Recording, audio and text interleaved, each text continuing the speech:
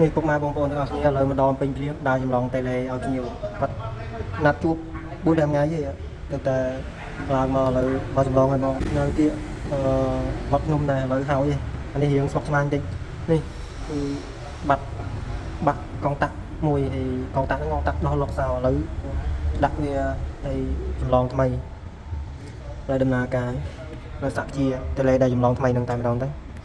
នេះពុកម៉ែបងប្អូនដំណើរការស្កប់តិចឡើងវិញតិចឡុកជាគឺអត់ដំណើរការអញ្ចឹងមានន័យថាមីតុងទាំង4ហ្នឹងគឺដំណើរការទាំងអស់នឹងឯងពុកម៉ែបងប្អូនពី3ថ្ងៃហ្នឹងគឺខ្ញុំនៅពេញហើយផុតពីហ្នឹងគឺខ្ញុំទៅឡើងទៅខេត្តវិញដោយសាររវល់នៅនោះហើយសម្រាប់ពុកម៉ែបងប្អូនដែលត្រូវការចម្លងតេឡេអីមកតេឡេឬក៏តេឡេចាស់ចង់អាប់ដេតតេឡេថ្មីគឺខ្ញុំបានមានទទួលចម្លងនឹងឯងពុកម៉ែបងប្អូនអរគុណហើយមួយទៀតពុកម៉ែបងប្អូនសម្រាប់ការតឡើងទ្វាររមូមិនថាទ្វារទាញដៃឬក៏ទ្វាររមូ5mទេឬក៏ទ្វាររមូប្រភេទនេះប្រភេទក្លឹបខ្ញុំបានមានទទួលដំឡើងដែរ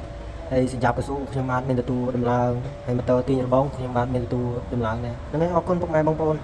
វីដេអូមានតែប៉ុណ្្នឹងទេអរគុណ